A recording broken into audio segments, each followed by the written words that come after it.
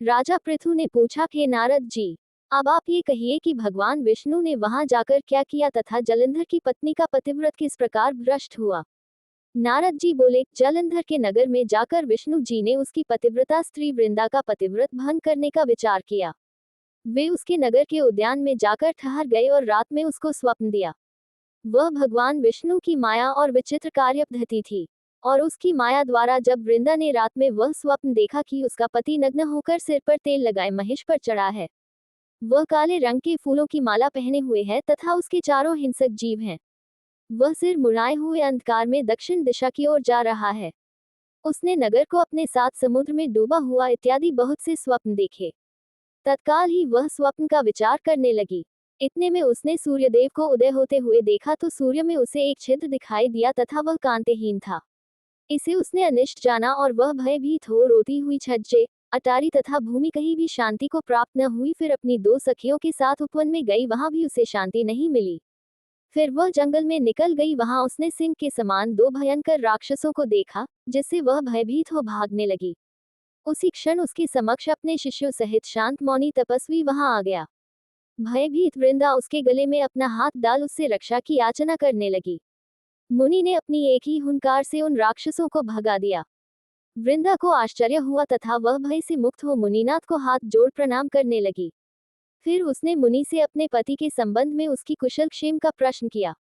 उसी समय दो वानर मुनि के समक्ष आकर हाथ जोड़ खड़े हो गए, और ज्यों ही मुनि ने भृकुटी संकेत किया त्यों ही वे उड़कर आकाश मार्ग से चले गए। फिर जलंधर का सिर और धड़ लिए मुनि के आगे आ गए। तब अपने पति को मृत हुआ जान वृंदा मूर्छित हो पृथ्वी पर गिर पड़ी और अनेक प्रकार से दारुण विलाप करने लगी। पश्चात उस मुनि से कहा, हे कृपानिधे, आप मेरे इस पति को जीवित कर दीजिए। पतिव्रता दैत्य पत्नी ऐसा कहकर दुखी श्वासों को छोड़कर मुनीश्वर के चरणों पर गिर पड़ी। तब मुनीश्वर ने कहा, ये शिवजी द्वारा युद्ध में मारा गया है, जीवित नहीं हो सकता, क्योंकि जिसे भगवान शिव मार देते हैं वह कभी जीवित नहीं हो सकता, परंतु शरणागत की रक्षा करना सनातन धर्म है, इसी कारण कृपा कर मैं इसे जिलाए देता हूँ। नारद जी ने आगे कहा, वह मुनि साक्षात विष्णु ही थे जिन्होंने ये सब माया फैला रखी थी। वह वृंदा के पति को जीवित करके अंतर्ध्यान हो गए। जलंधर ने उठकर वृंदा को आलिंगन किया और मुख चूमा। वृंदा भी पति को जीवित हुआ देख अत्यंत हर्षित हुई और अब तक हुई बातों को स्वप्न समझा।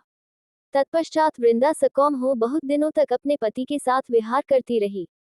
एक बार सुरत एवं संभोग काल के अंत में उन्हीं विष्णु को देखकर उन्हें ताड़ित करती हुई बोली, हे पराई स्त्री से गमन करने वाले विष्णु, तुम्हारे शील को धिक्कार है।